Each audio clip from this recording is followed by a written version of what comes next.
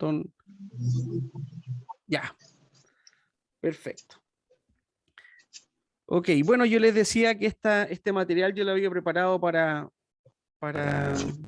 distintas iglesias.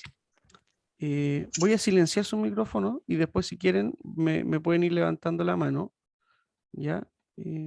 Acá. Ahí sí. Este material yo lo había preparado para distintas iglesias y básicamente por eso está mi presentación ahí, no porque quiera ser tan egocéntrico de mostrar mi cara. Pero la idea es, como decíamos, rescatar esta propuesta no tradicional de Jesús. Rescatar el mensaje y volver muchas veces a la esencia de las cosas que son importantes para la vida de un creyente. Como decía, algunos que estuvieron en el curso de una mirada a nuestras creencias, algunos conceptos los vamos a repetir, los vamos a repasar, los vamos a profundizar, ¿ya? Pero también he incorporado algún material nuevo que viene a complementar las enseñanzas, los temas que ya hemos visto. Ok, primero comentarles por qué titulé esta temática como la propuesta no tradicional. Cuando Jesús vino, ¿cierto? Y plasmó sus enseñanzas, sus actos, para la religión, para la gente de la época, para la sociedad, lo que él vino a proponer no era tradicional, no era lo que se esperaba, no era lo que se esperaba de un Mesías, no era lo que se esperaba ni siquiera de un buen judío. O sea, era totalmente opuesto a lo que alguien de buena familia esperaría que hiciera una persona. No reflejó en ninguno de sus actos esta forma de ser, algo que atrajera a la gente que estuviera esperando una figura importante dentro de su sociedad. Él se identificó con otro sector de la sociedad que no eran los poderosos. Por esto, su propuesta fue no tradicional. ¿En qué cosas lo podemos ver? Por ejemplo, se esperaba que el Mesías, por ejemplo, estuviera interviniendo activamente en el templo. Vemos que la vida de Jesús es totalmente alejada de una dinámica templaria. Y cuando va al templo, lo hace, o sea, lo pasa muy mal.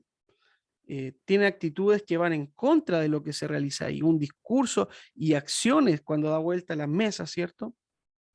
Tiene acciones muy concretas en contra de lo que ahí se desarrollaba. Se esperaba que alguien tuviera el tema cierto ritual, practicar los sacrificios, pero Jesús hace su ministerio alejado de esta pomposidad y no entrega y no busca el perdón por sacrificar algo, sino por darlo gratuitamente.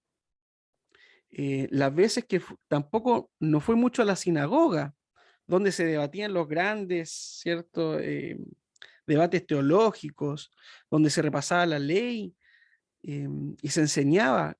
La vez que fue a la sinagoga, casi lo tiran de una altura, lo querían matar en Nazaret. No le fue bien cuando se enfrentó a esta figura, porque su propuesta no era la esperada. Sino la propuesta de Jesús que se rescata es una transmisión radical en la interpretación de las escrituras. Jesús, cuando, cierto, muchas veces él dice, yo no vengo a abolir no vengo a abolir la ley, le vengo a dar cumplimiento.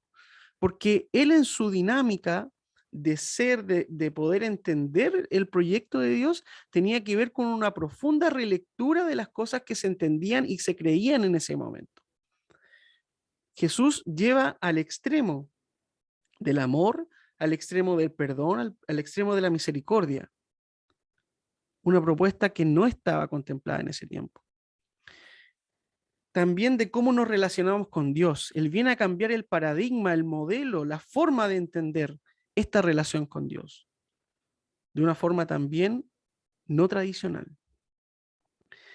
Así que durante el transcurso de esta charla vamos a vamos a repasar algunos de esos puntos, en los cuales Jesús se centró y que desde mi humilde perspectiva, vuelvo a decir, no porque lo diga yo, sino porque considero que eso ya está, pero como iglesia a veces nos perdemos, nos mareamos, apuntamos para otros lados y es necesario volver a esta propuesta de Jesús.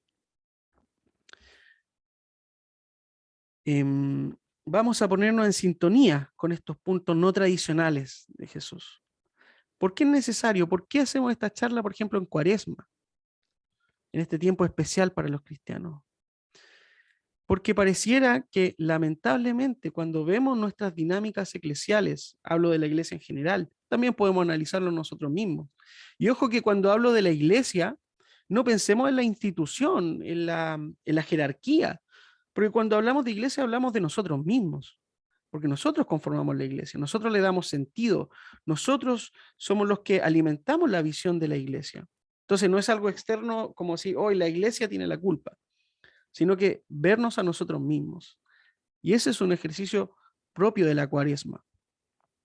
Como decía, lamentablemente, aun cuando hayan pasado tantos años desde esa vez que Jesús vino a irrumpir en la historia de la humanidad, pero con una propuesta que no fue tradicional, cuando ha pasado tanto tiempo y hemos tenido el tiempo, cierto, el tiempo de poder reflexionar sobre sus enseñanzas, sobre su mensaje, lamentablemente cuando miramos hacia adentro, pareciera que la propuesta de Jesús sigue siendo no tradicional en nuestras comunidades, en nuestra iglesia, en nuestra vida como personas. Paradójicamente, hablamos de Jesús, hay iglesias que tienen letreros gigantes y Jesús es el Señor, la iglesia de Cristo, Cristo es el Señor. Pero ¿cuánto de eso realmente hay de Jesús en esa estructura? Vamos a preguntarnos. Lamentablemente, si Jesús se paseara hoy en nuestras iglesias, sería muy mal visto por las posturas, por la forma de abordar el Evangelio, la buena nueva, el mensaje. Tal vez no tendría cabida, paradójicamente, en la iglesia la figura de Jesús hoy. Así que vamos a ir repasando, como decía, ciertas temáticas y vamos a profundizar en esto, y la idea es que como cristianos podamos volver a esa esencia y poder hacer vivo la propuesta de Jesús hoy en nuestras vidas, en pro de vivir una vida más apegada a Jesús, al centro, y ponernos en este camino hacia Semana Santa con un pleno sentido en la propuesta del Maestro y en quien consideramos nuestro líder, nuestro Señor Jesucristo. Para comenzar esta charla quería comenzar con una historia.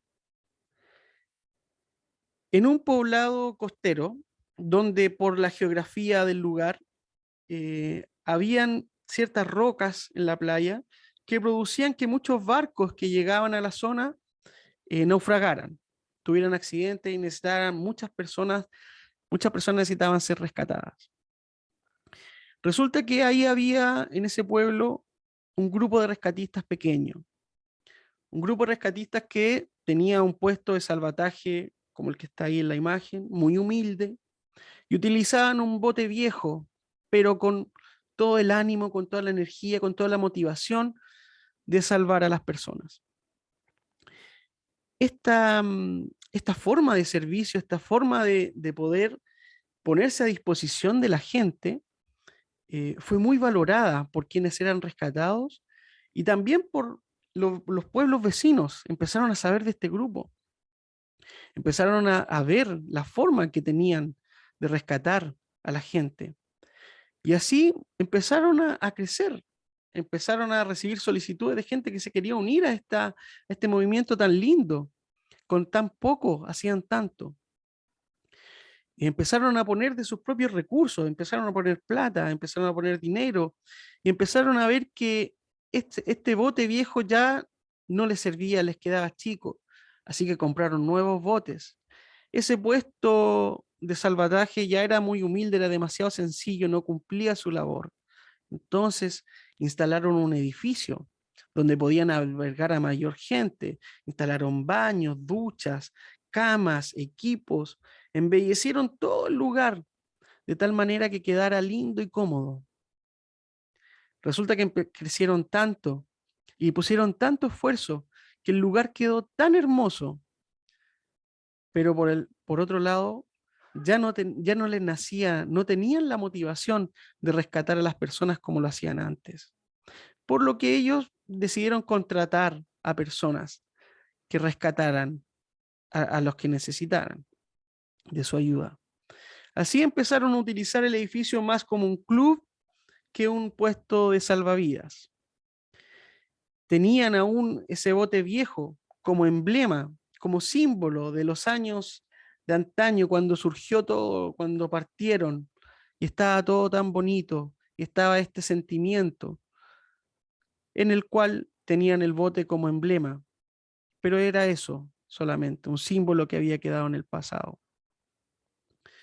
En ese tiempo naufragó un barco muy grande, y en ese barco venía mucha gente que necesitó ser rescatada, gente de todo tipo.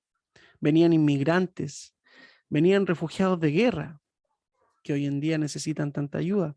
Venían niños heridos, gente de todo tipo, y fueron en su rescate. Y cuando llegaron a la orilla, se instalaron en el edificio, dejaron todo estropeado, dejaron todo sucio, rompieron temas del baño, las duchas, dejaron todo embarrado, sucio, mojado. Entonces ellos vieron que lo que habían construido con tanto cariño, con tanto esfuerzo, se había estropeado por recibir a estas personas. Entonces algunos de ellos, de este grupo de rescatistas, se levantó y dijo, ya no podemos seguir haciendo esto. No podemos seguir porque todo lo que hemos construido durante todos estos años, este bello edificio, se va a estropear si seguimos haciendo esto. Pero otro grupo dijo, no, porque esto es la motivación inicial por la cual nosotros creamos todo esto. Si ya no rescatamos, entonces, ¿qué somos? Bueno, hubo tal grado de disensión, de discusión entre ellos, que tuvieron que someter esto a votación. Ellos eran bautistas, así que sometieron a votación y dijeron, ya llamaron a una asamblea, dijeron, ¿hay quórum? Ya, sí hay quórum, hago moción para que no sigamos siendo grupo de rescatistas. Bueno, y ganó, y como los bautistas, ¿cierto? Gana la mayoría, el grupo que quería seguir rescatando tuvo que salir y formar su propio grupo de salvavidas. Ellos salieron de ahí y formaron un grupo un poquitito más allá, donde empezaron con un puesto humilde, con un bote viejo, igual como lo habían hecho los otros. Pero pasó el tiempo y volvieron a repetir la misma historia. Resultó de tal manera que si uno va a ese pueblo costero y mira en la orilla, ve distintos clubes de rescatistas, de salvavidas, muy lindos. Los barcos siguen naufragando, pero la mayor cantidad de gente se sigue ahogando porque se sigue utilizando el edificio como un club y se perdió la motivación inicial. Esta historia que les cuento hace mucho sentido con lo que lamentablemente a veces nos pasa, que nos perdemos, que se pierde esa motivación inicial, que construimos instituciones, construimos edificios tan lindos que cuesta mantener, que es un peso en la espalda, y hacemos todo para mantener ese edificio, para mantener las actividades, para mantener las cosas, y perdemos el objetivo de ayudar a los demás, de salir al rescate de los demás, de llevar ayuda a quien lo necesita.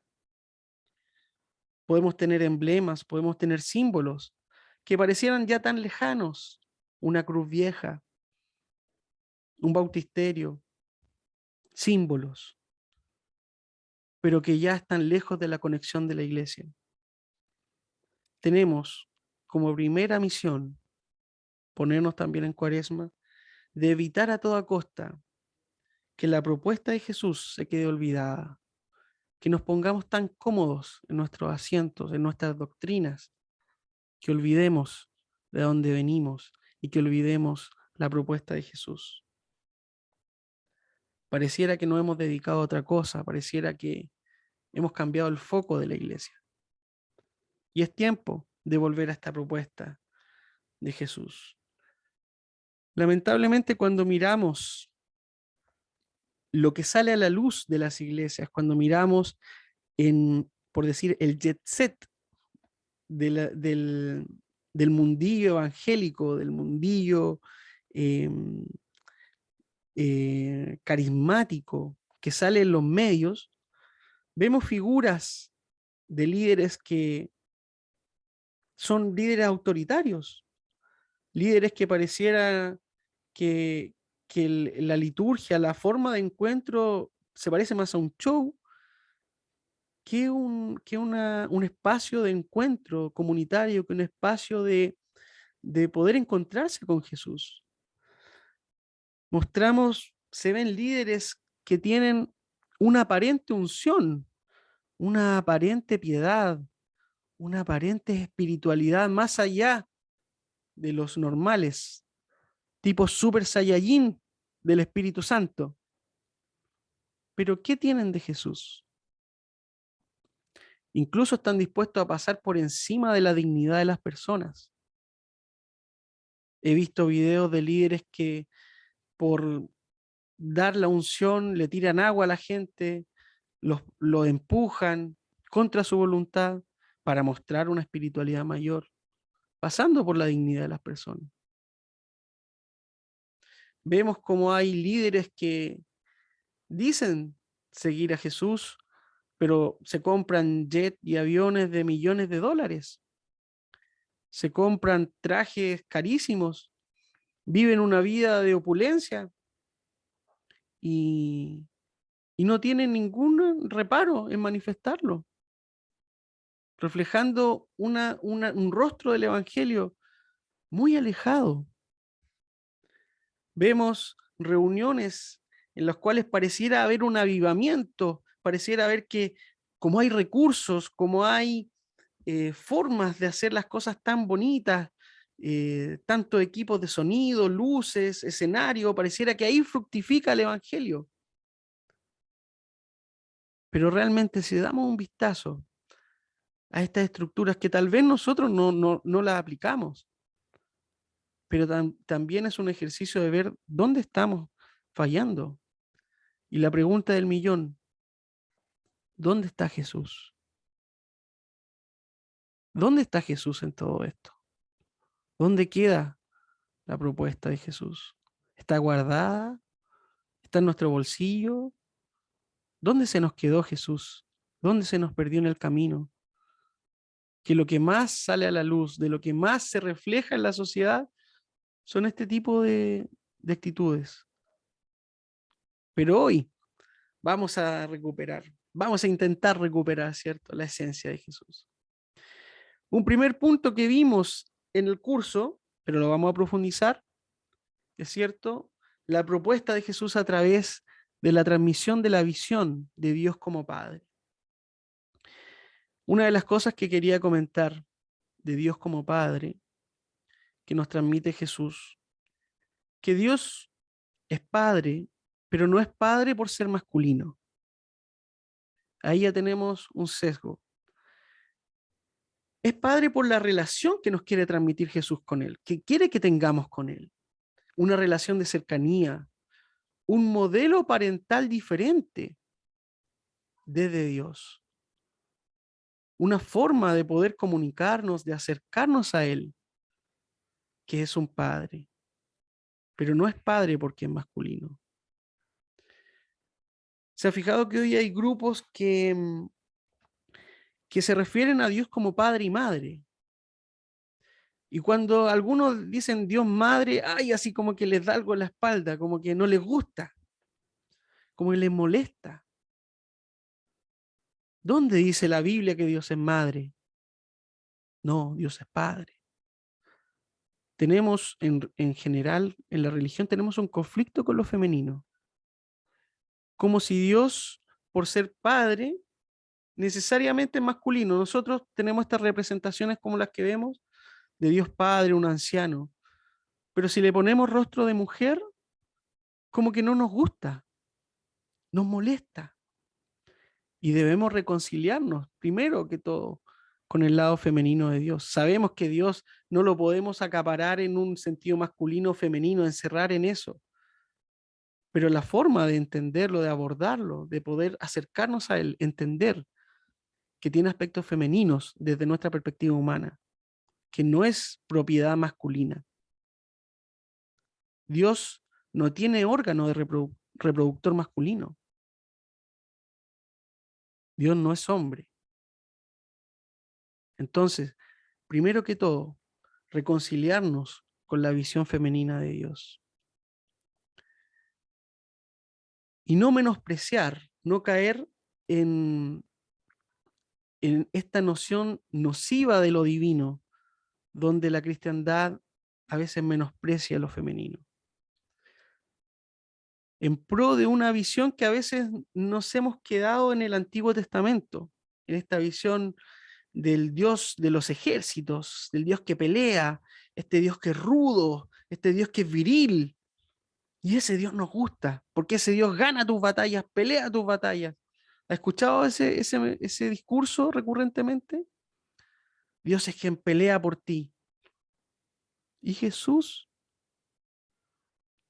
¿Cuándo nos ha dicho Jesús que anda peleando Dios por nosotros? No, claro, porque nosotros lo vemos en el Antiguo Testamento que ayudaba a Israel, entonces ellos ganaban las batallas cuando estaban con Dios, y ese es Dios. Pero la propuesta de Jesús es diferente, es Padre.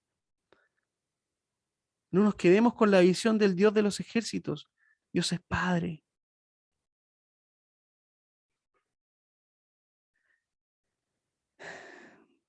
La respuesta, la propuesta que Jesús nos da, ¿cierto?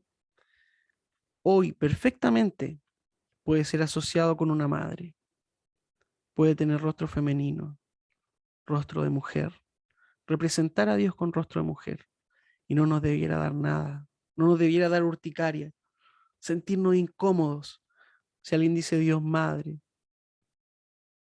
Dios Padre y Dios Madre, el rostro femenino de Dios, algo con que reconciliarnos en Cuaresma. Mencionábamos también, ¿cierto? Abba Padre, Abba Padre. Abba, vocablo arameo, con los que los niños, ¿cierto?, se referían y llamaban a sus papás. Papito, una traducción moderna de poder referirse, una expresión de cariño. Dios es un Dios cercano y la forma de referirnos es como un niño llama a su padre, pero en base a la dependencia, en base a sabernos incompletos y necesitados de Dios. Porque esta relación de dependencia es en base al amor y no la imposición, no la obligación ni al deber ser.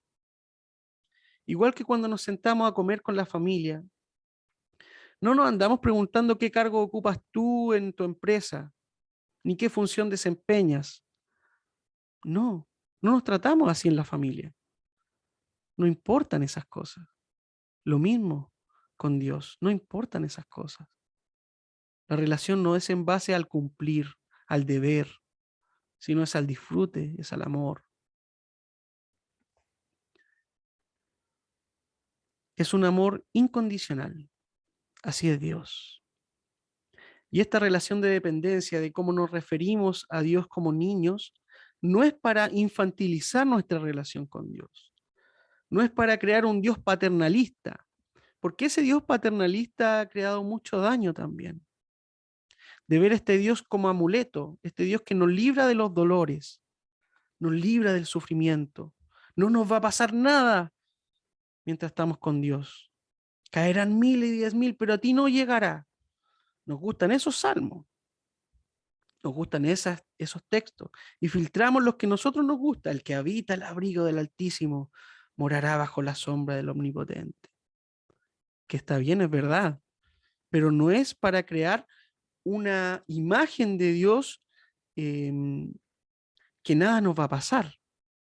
Porque cuando nos suceden las cosas, cuando nos pasan los dolores de la vida, nos cuestionamos, ¿Y por qué Dios permitiste esto? ¿Por qué si tú eres bueno me pasan estas cosas? ¿Por qué, Señor, si yo te pedí que sanaras a mi familiar y no lo sanaste y se murió? Pero, Señor, si tu palabra dice y tus promesas, y decimos, reclamo tus promesas.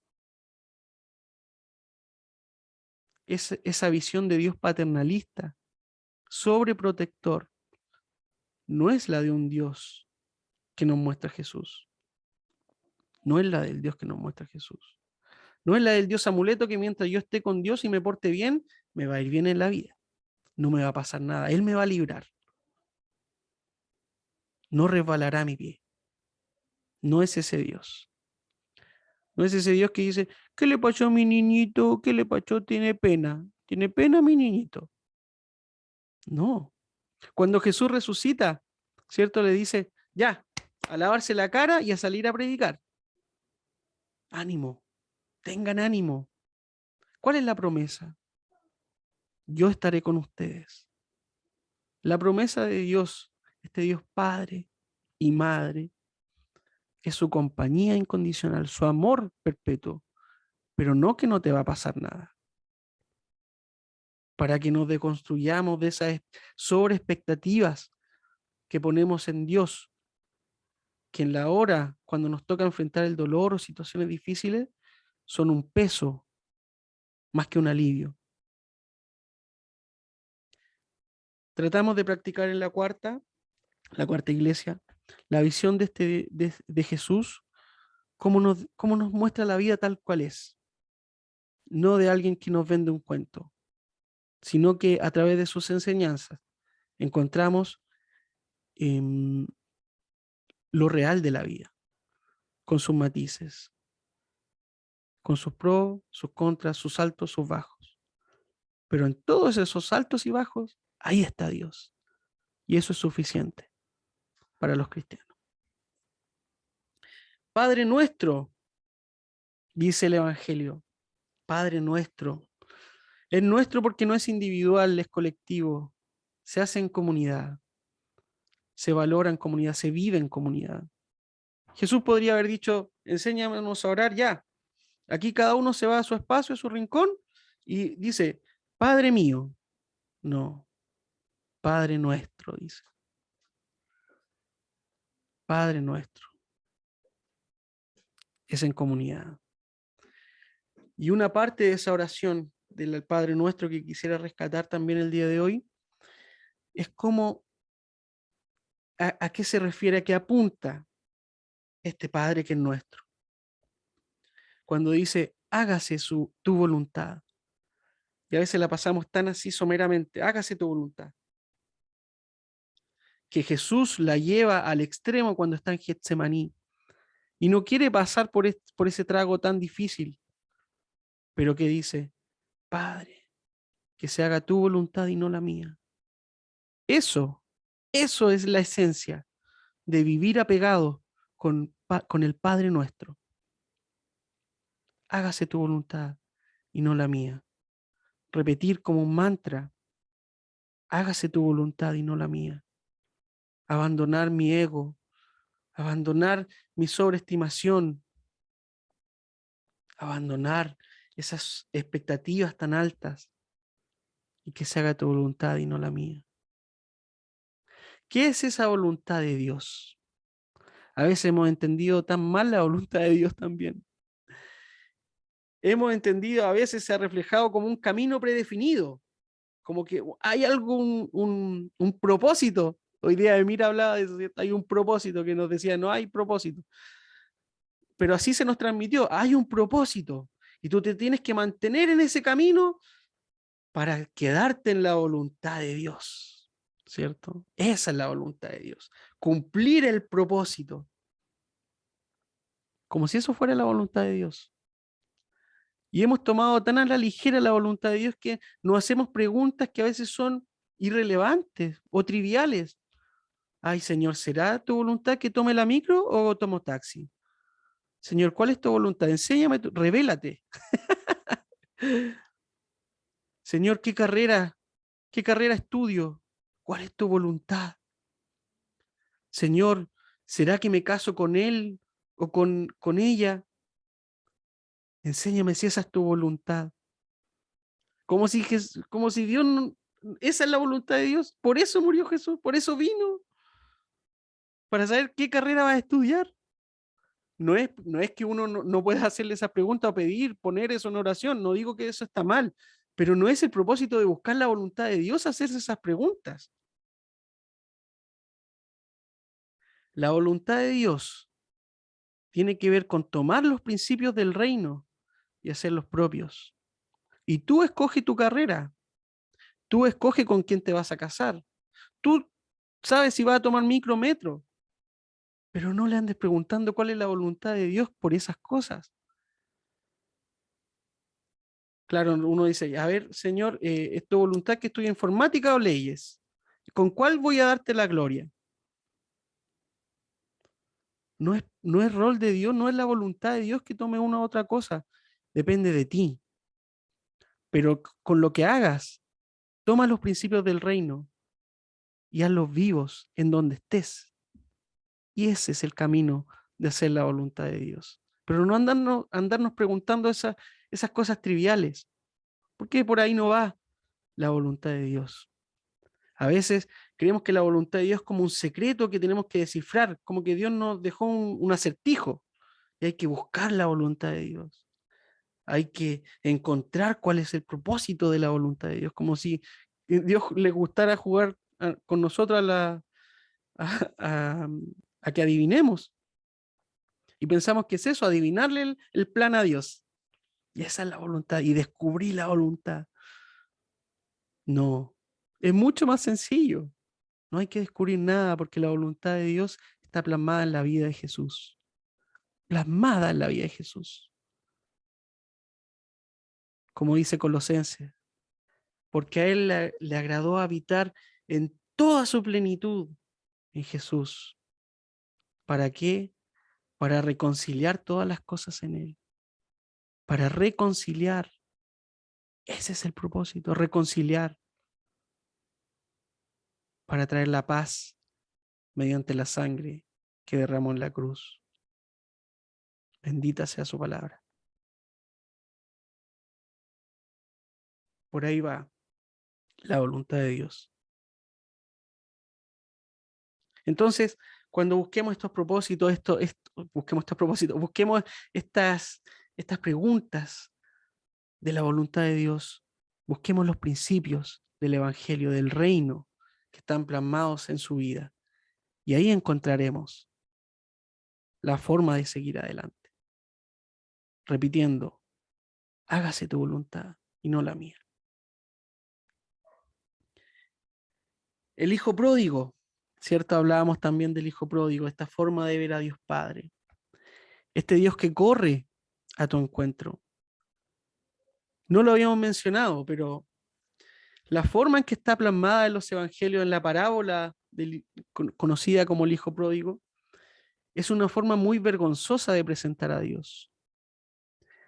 Los hombres respetables en la época antigua no corrían, caminaban, pero porque correr por la túnica, por la ropa que llevaban, implicaba levantarse la túnica y dejar a la vista su cuerpo, sus piernas, que para ellos era una ofensa, sentirse ridiculizados, mostrar parte de su cuerpo. Por eso los romanos cuando crucificaban desnudaban a la persona, porque, porque menoscababan con mayor fuerza su dignidad al exponer su desnudez. Y en la parábola del hijo pródigo vemos cómo Dios está dispuesto a pasar el ridículo de levantarse la túnica y correr a nuestro encuentro, dispuesto a pasar vergüenza por nosotros. Como decíamos, ¿cierto? No es esta figura del Dios sentado en el trono omnipotente, alejado, distante de uno, como un juez en un tribunal, dispuesto a dar sentencia con un martillo. Tenemos tanto que aprender de las perspectivas orientales de cómo ven a Dios. La perspectiva oriental es mucho más sanadora, es un Dios mucho más sanador. Y a nosotros se nos ha llegado este Dios juez, Por eso es tan importante también mirar para el lado y aprender de otras cosmovisiones divinas y entender cómo Dios nos sana. Y no es este juez que está esperando darnos una sentencia para ver si nos salvamos o no. Y este Dios que es Padre, no solamente para los que creen, sino para todo el mundo, para todo el mundo, para toda la humanidad. Es el regalo de su compañía. Me acuerdo que en la escuela dominical, hace hartos años, cuando yo era niño, hicieron una pregunta al finalizar la escuela dominical cuando nos juntábamos con toda la iglesia. Y la persona dijo, preguntó a la clase de niños, si Jesús viniera hoy, ¿cuántos creen que se van con él? Y todos levantaron la mano. Y yo no la levanté. Me quedé un poco asustado. Tenía 9 años, algo así. No levanté la mano. Y me acuerdo que la hermana Sandra, que no sé si habrá llegado, la hermana Sandra estaba al lado mío, porque era mi profesora de escuela dominical. Me dijo, ¿por qué no levantaste la mano? Yo le dije, ¿sabes? Lo que pasa es que Dios lo sabe todo. Y Él sabe mis pensamientos que no son tan buenos, las cosas que he hecho que no están tan bien. ¿Cómo voy a tener seguridad de irme con Él si viniera? Y ella me dijo, pero si Dios nos ama por sobre todas las cosas. Y yo quedé, esa vez me di cuenta, a pesar de ser chico, pero me di cuenta que yo tenía esta visión tan alejada de Dios, tan castigadora, tan condenatoria. Y cómo me ha sanado tener esta visión de Padre, de Dios, de Padre cercano, de Padre amoroso, de Padre que está atento a mí, dispuesto a pasar vergüenza para llegar a mi encuentro. Oh, eso ha sido sanador, eso ha sido liberador. Por eso estoy tan entusiasmado que la gente conozca más de este Dios real, de este Dios que impacta nuestra vida. Y por último, lo que también mencionamos en el curso, nadie viene al Padre, ¿cierto? Nadie viene al Padre si no es por mí, dice en el Evangelio de Juan. Yo soy el camino, la verdad y la vida. Nadie viene al Padre si no es por mí. Y comentábamos, ¿cierto? Esta forma de monopolizar la llegada del ser humano hacia Dios a través de Jesús. Y que no quiere decir que todos los otros que no creen en Jesús no van a conocer a Dios, sino que la revelación del Padre, por esencia, nos la entrega Jesús. Y tenemos que estar agradecidos de esta forma de poder relacionarnos con Él. Y no acaparar en nosotros, porque nos encanta como seres humanos tener, ¿cierto?, la tarjeta VIP de la salvación. Entonces llegamos al cielo y pasamos nosotros por la vía premium, porque conocemos a Jesús. Cuando Jesús no hace una invitación de vivir la vida de otra manera, con otra visión, vemos a Dios como Padre por Él, pero no significa que solamente nosotros tenemos la razón, que es lo que hemos interpretado como seres humanos. Vivir a Dios como Padre. Voy a tener que dejarlo hasta acá porque tenemos muchas perspectivas que ver, muchas propuestas. De hecho, quería ver otra, pero me voy a alargar demasiado. Así que lo vamos a dejar hasta aquí por esta semana, pero todas las próximas semanas vamos a estar inmiscuyéndonos, sumergiéndonos en esta propuesta no tradicional de Jesús y ver cómo la aplicamos a nuestra vida. Bien, así que quisiera dejar el espacio abierto al diálogo, a que podamos conversar, a que podamos dar nuestra opinión, qué nos parece, eh, qué pensamos de esta propuesta no tradicional de Jesús. ¿A alguien le gustaría compartir. La idea es abrir el espacio y que esto no sea un monólogo.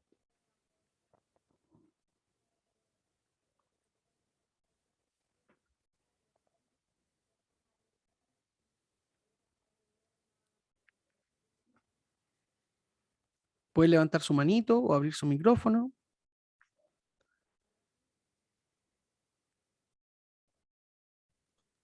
y comentar. Un Chicos, comentario, sí.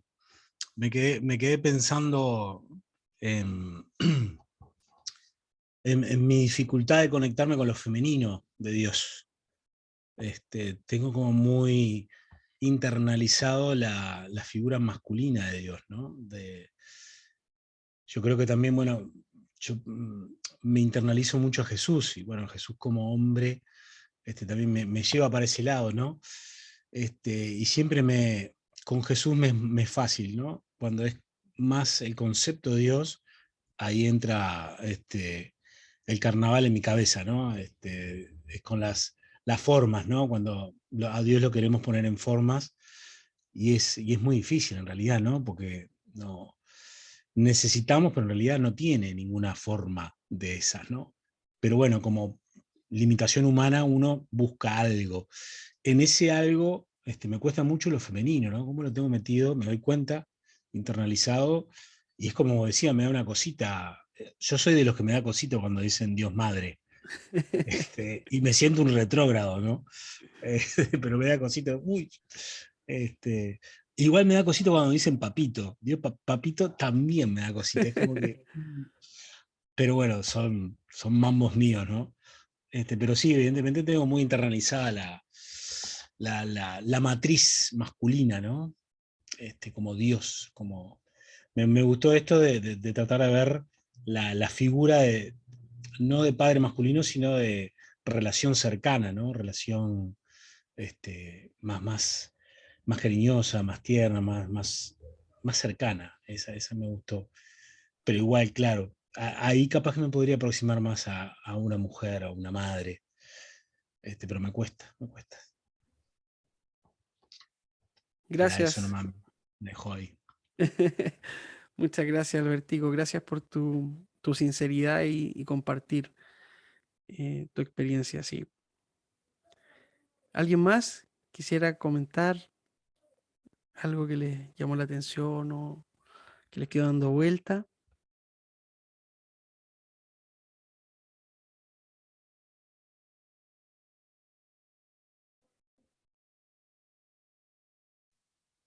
Hola, yo te quería hacer una pregunta. Sí, Por ejemplo, es que a mí no me quedó muy claro porque en la Biblia dice que Dios también es fuego consumidor, pero tú también hablabas de un Dios, o sea, que Dios no era ese Dios que Jehová de los ejércitos, eh, y tampoco me quedó muy claro lo de la voluntad de Dios, porque yo, por ejemplo, soy muy de la tendencia de que voy a tomar cualquier tipo de decisión y trato en lo posible como de decirle, Señor, voy a hacer esto, cosas triviales, pues como hablabas de la carrera o cosas así, ¿cierto? Pero también esa parte quedé como confundida. Entonces ahí, por ejemplo, cuando tú decías de lo de los que uno se debe remitir a los principios de Dios, es porque uno no lee la Biblia, ¿o qué? Entonces ahí uno no sabe la voluntad de Dios, ¿o qué? Es falta de lectura de Biblia, ¿o qué? gracias, Gloria. Em, claro, es la forma de entender, primero, respecto a este Dios del fuego consumidor y del Dios de los ejércitos.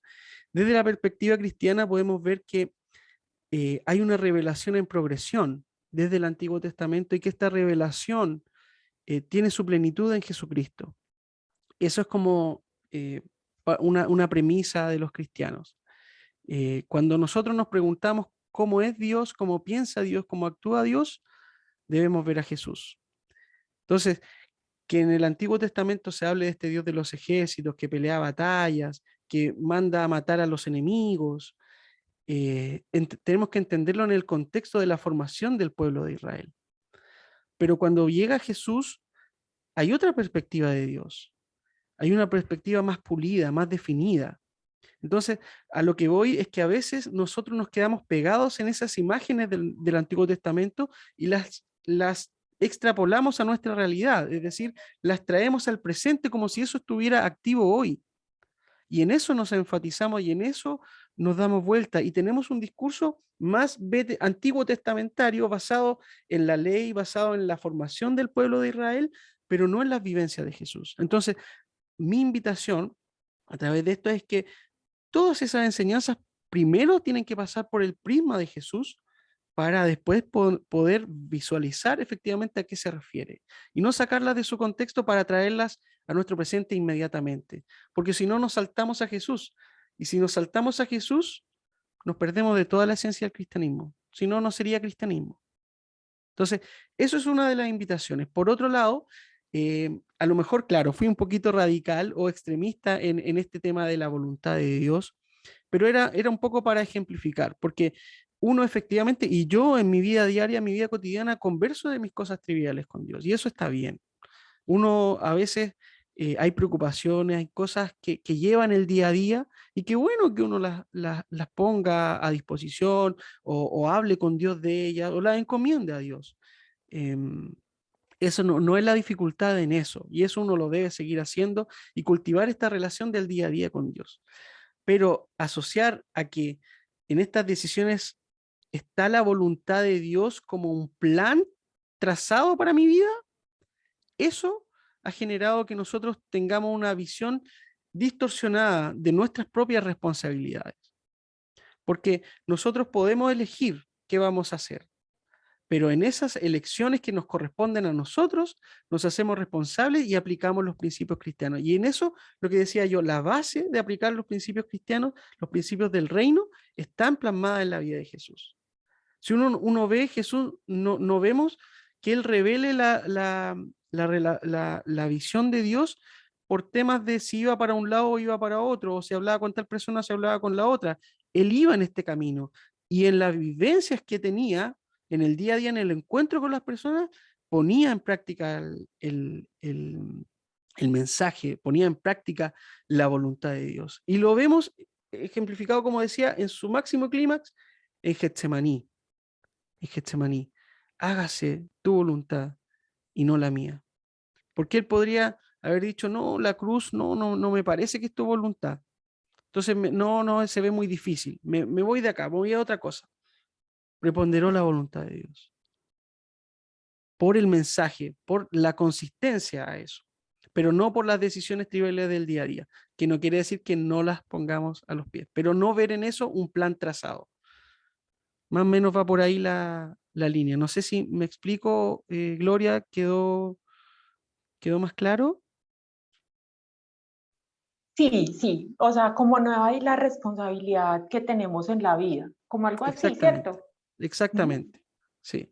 No escudarnos en que, yo creo que es la voluntad de Dios que haga esto o lo otro, si eso Sí, depende de para mí. ser irresponsables, como que va más Exactamente, enfocado en eso. Listo, mil exactamente. gracias. Por nada. Javi, Sí, muchas gracias Juan por la exposición. Me parece muy esperanzador todas las palabras que dijiste y la verdad es que eh, así estaba pensando en lo que dijo Alberto.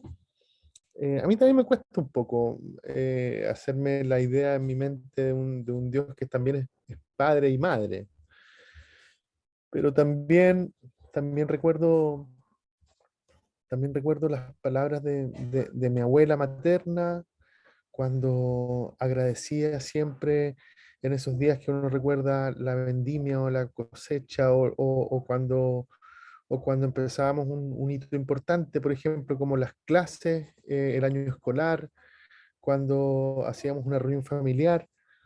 Mi abuela daba gracias a la Pachamama, a la Madre Tierra también.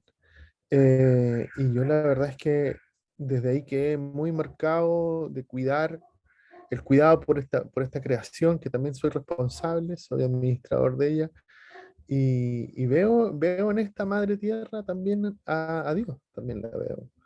Y incluso me llamó la atención que la palabra matriz tiene la misma raíz de madre. Eh, cuando eh, habemos muchos que tenemos esa, como dice Alberto, esa matriz pegada, formada de un Dios hombre. Sí, me da mucho para pensar eso y te agradezco mucho las palabras. Este, yo creo que en esta cuaresma, que es el espacio para pensar más bien en los otros, eh, te- me gustaría eso, mostrar un Dios amoroso que te acompaña, que cumple tu promesa de la compañía hasta el final de los tiempos. Y eso me gustaría fomentar, por lo menos en mi vida, esa compañía en silencio, comprensiva y empática. Así que muchas gracias, Juan. Muchas gracias, Javi. Muchas gracias. ¿Alguien más? Abierto los micrófonos.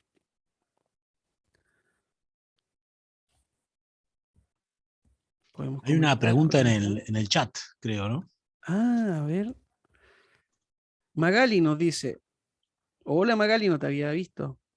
Qué bueno que pudiste llegar. Dice, Pastor Juan, mencionó los atributos femeninos de Dios. ¿Cuáles son? Se entiende no morfológicos, sino de su carácter. Muy bien. Tenemos varias referencias en la Biblia de aspectos femeninos de Dios, ¿cierto? Cuando Jesús ve desde el Monte de los Olivos a Jerusalén y llora, ¿cierto? Y dice, oh Jerusalén, cuántas veces quise reunirte como las gallinas, ¿cierto? Reúnen a sus pollitos bajo sus alas. Esa forma de poder cobijar, de cuidar, de de transmitir una relación cercana como una madre con sus hijos. Tenemos esa referencia de Jesús también a través de la misericordia. La misericordia, la palabra hebrea que proviene de misericordia es rajamín, y rajamín literalmente significa útero. Entonces, como que la misericordia proviniera desde el interior de Dios. Y esa proveniencia del interior tiene raíz femenina, como desde un útero. Cuando uno se siente más cómodo en toda la vida, más protegido, es en el útero materno. Por eso cuando la gente se siente agredida o se siente desprotegida, se pone en posición fetal, porque recrea cuando estaba en el útero materno. Porque la misericordia de Dios está impregnada, está empapada de un toque femenino, de un toque de mujer. El amor el más puro que podemos experimentar como ser humano cuando éramos niños. ¿Quién nos recuerda la caricia de la mamá? El cariño materno es incomparable. Eso es innegable. Todos recordamos, nuestras mamás son sagradas, nuestras madres son intocables. Bueno, de ahí también está Dios. ¿Y cómo no nos va a mostrar su amor a través de estas maravillosas mujeres que nos ha dejado? Tanto donde poder mirar, tanto donde poder visualizar el amor de Dios, la acción de Dios a través de lo femenino. Y bueno, a través de toda también la vida de Jesús, la preponderancia que le da a la mujer, la forma de hablar con ella, la forma de revelar las cosas a las mujeres. Sin duda, Dios tiene un lado femenino, desde nuestra perspectiva, que lo podemos llamar femenino, y que debemos rescatar. Más en fechas como las de hoy, que ayer fue el Día Internacional de la Mujer, y se siguen luchas de reivindicación de derechos, de dignidad, de oportunidades. Y eso no estamos ajenos los cristianos en nuestra iglesia. Estamos remando ahí y debemos hacerlo activo en respuesta también a ese rostro femenino de Dios. Eso podría comentar. ¿Alguien más que quisiera decir algo o preguntar o decir cualquier comentario?